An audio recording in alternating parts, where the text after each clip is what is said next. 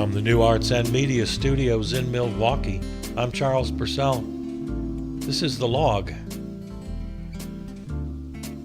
I'm looking out my window at Lake Michigan, at the beautiful Milwaukee skyline, all the beautiful trees that line the Milwaukee River as it winds its way down to downtown. Pretty much full color happening right now. That's good.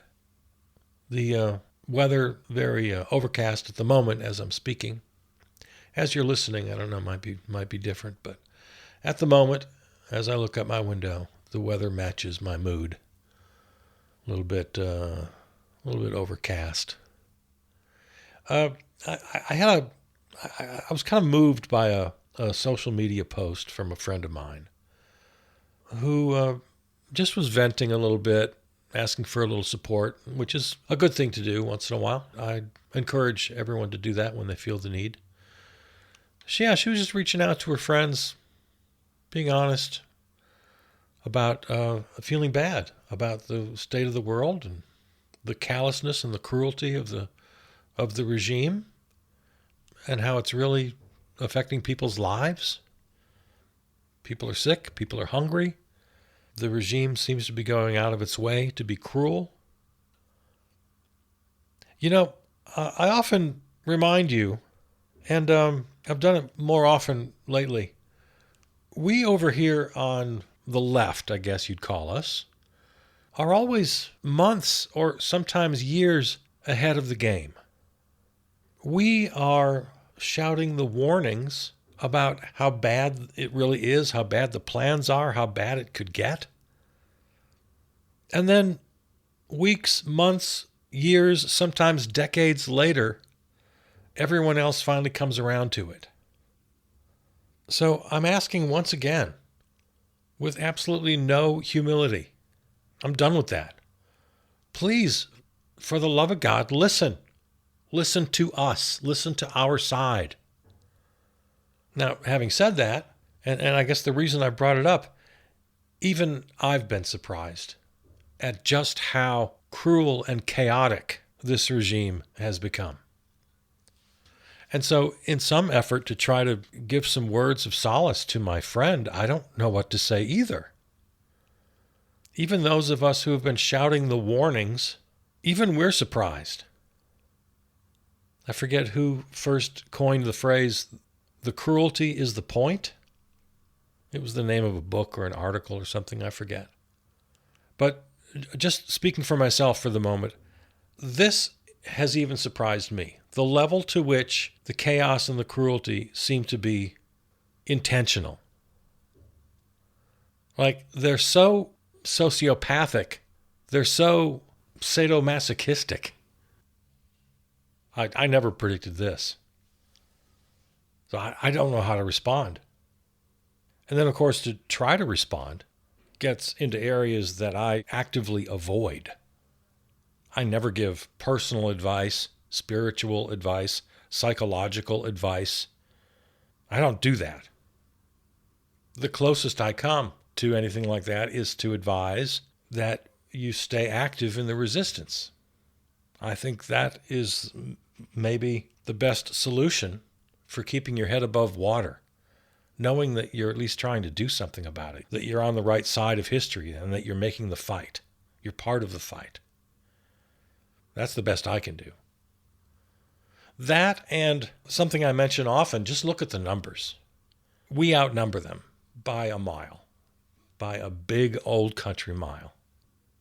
There's a very small number of extreme, cruel MAGA types who live to taste liberal tears, who just really literally get off on being cruel. There are people like that, way too many. But we outnumber them 100 to 1, 1,000 to 1. The problem is, of course, that among that small number includes co-dictators Stephen Miller and Russell Vogt and their orange meat puppet. And then they've gathered together like-minded trolls like Kristi Noem and Pete Hegseth and Gregory Bavino and Kash Patel. So, yeah, though their numbers are small, they hold high office right now. And they can do a hell of a lot of damage. but please remember we outnumber them. Okay? We do. Which brings me to a reminder. Mass blackout scheduled for November 25th through December 2nd. Of course, that's Black Friday weekend. Blackoutthesystem.com for information and inspiration. Reading from their front page, it's not left versus right, it's up versus down. Their strength is our spending. Not this Black Friday and Cyber Monday. No spending, no streaming, no restaurants, no travel, no work. Stay home, no backing out. If you must spend, use cash at small businesses. And of course, we have to spend something. We have to eat. But whatever you can do, I encourage you to make this permanent. Start today. I encourage you to do it loudly. Make sure the people you're boycotting know why you're doing it. All right, some stories that have caught my eye. Cornell University. I thought this was over. I thought we were done with this garbage, but apparently not. They have agreed to pay $60 million in extortion to the regime in order to pay ransom for the $250 million in federal funding that was being withheld. This is the fifth major university to bow to the demands of the regime. So they're allowing Miller and Vogt to dictate what and how they teach, which student applicants they can accept, who they hire. Yeah.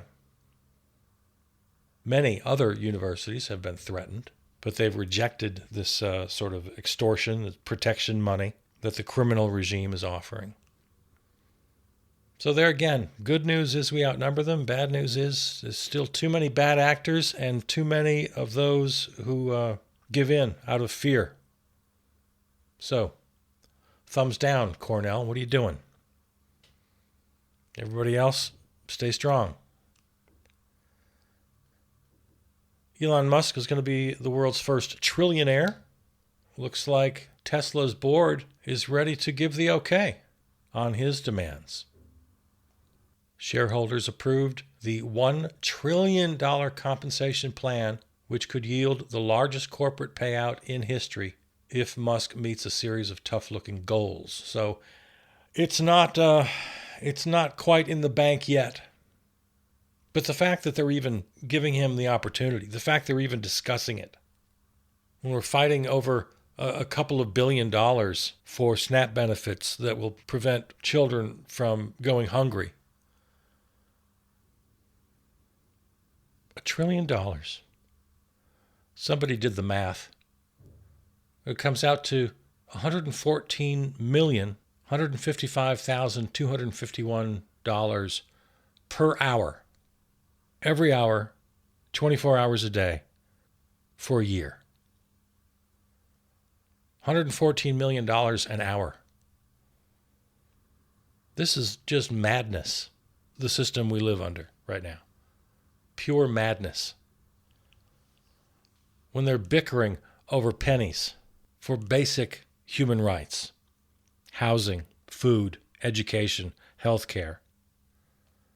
When the majority of Americans are living paycheck to paycheck. The majority of Americans have to make choices every month on which bills to pay and which ones to put off or where to skimp. Yeah, we can't take that car trip to Grandma and Grandpa. Haven't got the gas money. Yeah, we can't afford to use the heat this winter. Keep it down. Extra sweaters and blankets, everybody. Ramen noodles will have to suffice for dinner a couple nights a week. While one single individual is making $114 million every hour of every day. It's utter madness. Lots of stories as we look around the country. Cities and towns dealing with detention camps. Citizens packing town council meetings about the building of new facilities, about the transformation of public buildings, of prisons, turning them into detention camps. stories every day about the horrible conditions. Innocent people swept up in ice raids, sleeping on cement floors, piled up on top of one another, capacities at 10 times the rate the facilities were designed for, lack of health care, lack of food, lack of basic hygiene. The private prison industry is booming.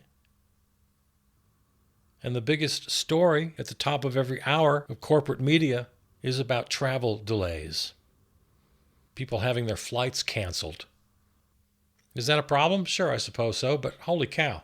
Let's get some perspective here, shall we? And this brings up something pretty important that you and I need to talk about. The mass blackout, the strikes, the boycotts, they're going to cause inconvenience. They're going to cause shortages and delayed and canceled flights. They're going to cause a lot of economic disturbance. We have to know that going in. That's exactly the point of a mass boycott, of blacking out the system. If such an action were to be successful, it would ruin the holiday sales for lots of American companies. And that would have a direct impact on their workers. Now, I'm guessing that's why we haven't got much traction yet. I think people understand that, and they don't want to do it. But if you've got a better idea, I'd love to hear it. What action can we take that would influence the power brokers to cave and give in to our demands? Simple demands. Recognize food, housing, health care as human rights and guarantee them to every single American. Impeach and remove the entire regime. Yeah, we have demands. How do you suggest we force a resolution without shutting down the country? I don't want to do it either, but give me a better solution. Elect a couple of centrist governors in New Jersey and Virginia, and then jump up and down and cheer? What? Huh? What? How's that going to make any difference? Getting back to my friend, no, there's no one single person who's going to come and save the world. But each of us acting individually in concert with one another can bring the powerful to their knees. We can take the power from them. There's a very strange story that's come to light recently. Apparently, a number of cabinet members of the regime are living on military bases.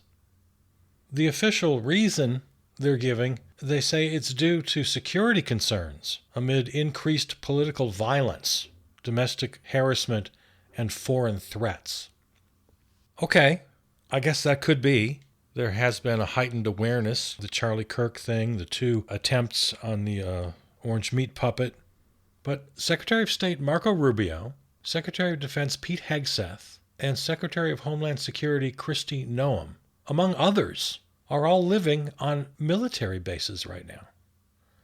According to the reports I've been able to read, this trend is, like many things about this regime, unprecedented. At least 7 senior officials have moved into housing that traditionally was reserved for high-ranking military officers. I find this really weird. I'm the last one to jump in on conspiracy theories, but, what do they know that we don't know? Why do they feel the need to protect themselves from the American people? Yeah, the increased political violence, I don't know. I'm not buying it. I think they absolutely understand how horrible their policies are. I think they understand that they are creating an atmosphere where the American people are just going to revolt. I think they're probably telling the truth. I think they are afraid of violence. I think they also understand that they're doing everything possible to provoke violence. They want it. They want to invoke the Insurrection Act. They want to cancel the 2026 midterms. The fact that they're all living in bunkers, I think, tells us what we need to know. Yeah. I'm highly, highly suspicious. And it's just more reason. It's just more evidence that they want the chaos. They want the violence. It's their excuse to crack down. It's their excuse to exercise more and more autocratic authority. This is the regime. This is what we're dealing with.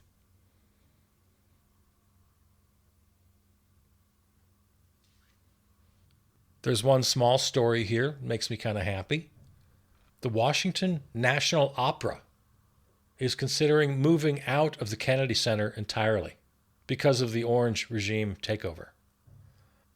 Ticket sales have plummeted since the takeover. Artists are boycotting. They're taking their talents elsewhere.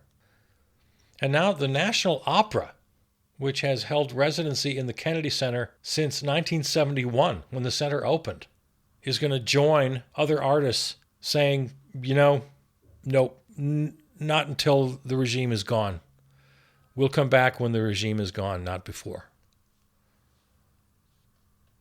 I love it. It's significant. It's not trivial. It's a great move. Each of us needs to do what we can do. So hats off to the National Opera. Good for them. Another reason for optimism, many courts are hanging in there with us. We have not lost all of the courts. Latest example, a huge victory in Portland as a judge's final order bars the regime from sending in the National Guard. Judge Karen Immergut, excuse me if I mispronounce, said she found no credible evidence that protests in Portland were out of control.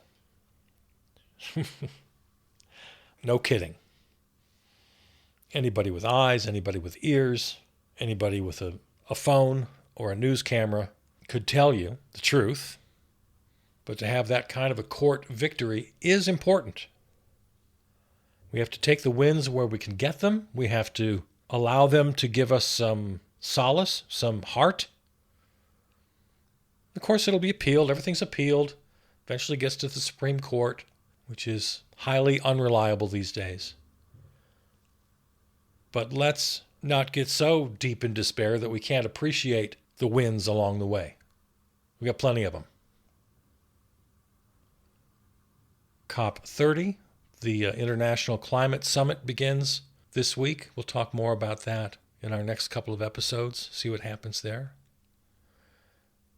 Nancy Pelosi retiring from Congress at the age of 85, I think.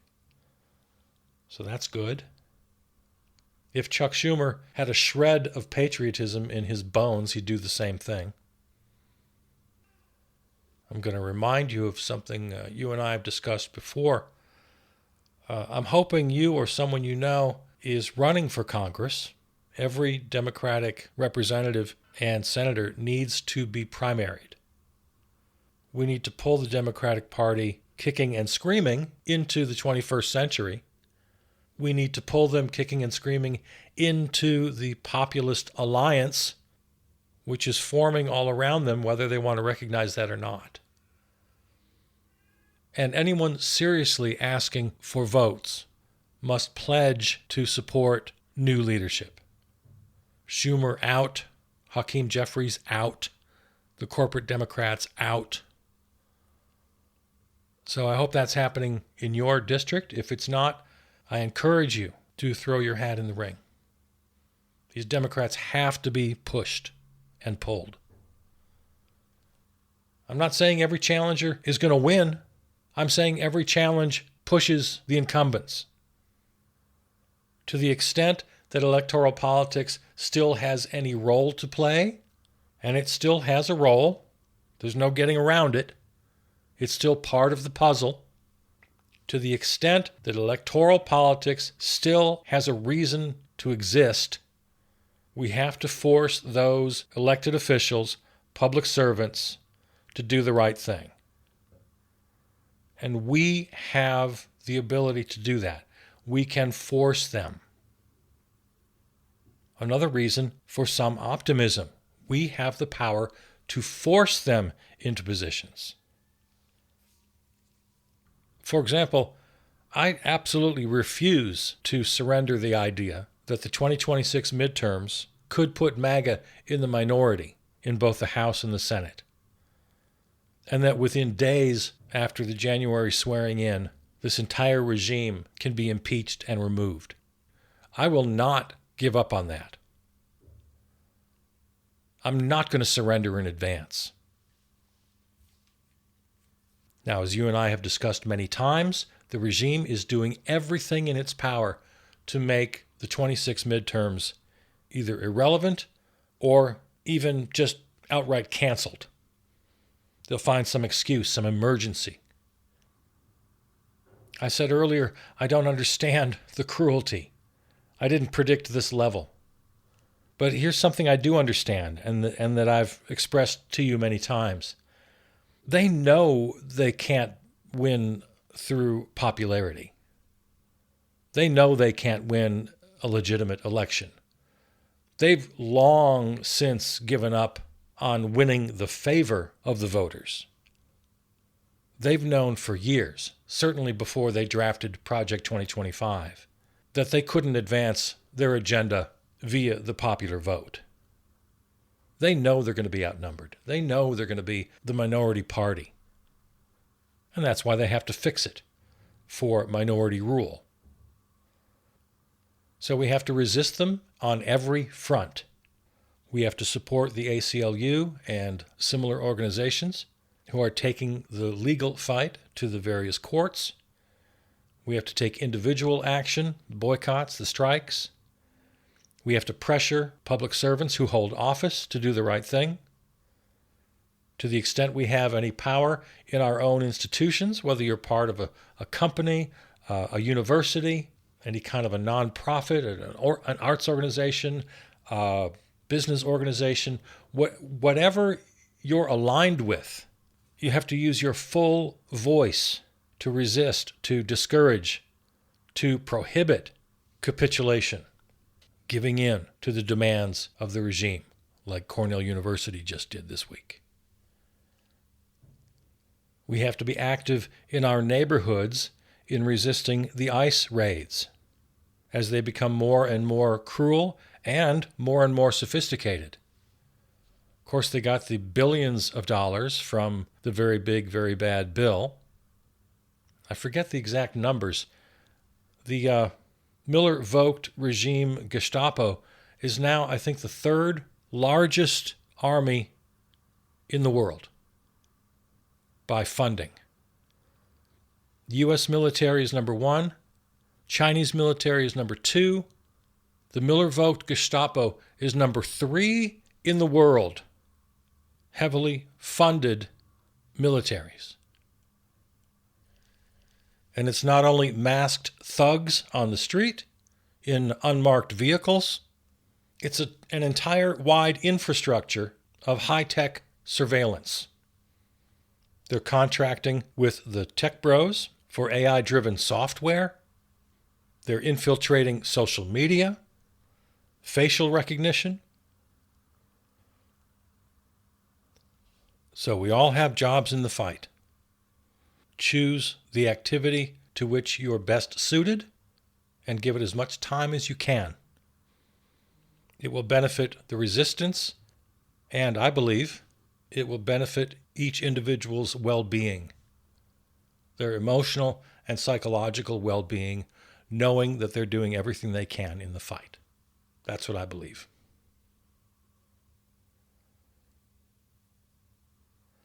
One more quick note, if we have a little time here. A little bit off subject.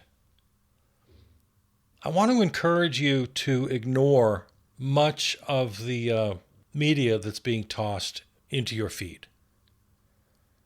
Everybody's feed is different, of course. We know how that works. Algorithms are tailored. But I know a lot of people are getting stories about the talkers. What brings this to mind is the big 2-hour interview that Tucker Carlson granted to Nick Fuentes, the self-proclaimed misogynist white nationalist, racist, Nazi. That's the highest profile story recently, but there have been so many others, especially with the shooting of Charlie Kirk. It's podcasters and influencers talking to each other and about each other and who's feuding with who, and are the anchors on the Young Turks now getting friendly with Marjorie Taylor Greene, and is Josh Shapiro suddenly having feuds with the more traditional MAGA, or is it the other way around? I get mixed up. It's the guys on the Midas Touch network commenting on the guys from Pod Save America, and it's really become a big part of the media ecosystem, I've noticed. And it can be very entertaining. It can be very high school, gossipy, Real Housewives kind of intrigue. Who's with who and who's against who and who's got the upper hand. And there's a lot of that out there. I guess what I'm asking you to do is just be aware of it. And when you see those headlines and those stories, please don't get sucked into those. It's counterproductive to the resistance. I don't like the word distraction. I think it's overused, but in this case, it's appropriate. It's a distraction. It takes us away from what's important. In the end, when this is all said and done, 99% of these stories are going to be completely irrelevant to the outcome of this historic fight. Now, sure, the talking heads do have influence. And over the years, going all the way back to Father Coughlin, to Rush Limbaugh, certainly Charlie Kirk, others who have had influence. So I'm not saying it's entirely irrelevant, but only time will tell which voices made the difference. I think that's a job for the historians 10 and 20 and 50 and 100 years from now to look back. I don't think it's our job right now to spend all of our time consumed by all this intramural and intramural catfighting. Now, as I said, everybody's feed is different. Maybe you're not getting this stuff. I'm seeing it. And at first it looked interesting and it looked important, and I realized pretty quickly that it was just the opposite. So I'm doing everything I can now to really put that away and ignore that stuff. So I'm going to ask you to do the same. All right. That's it for today. This episode and all episodes can be found at the website, charlesburcell.com, and of course on your favorite podcast platform. Follow us on Substack and Blue Sky. Thanks to our home station, River West Radio. And Peter Donalds wrote and performed our theme song. Okay. I love you. See you out there.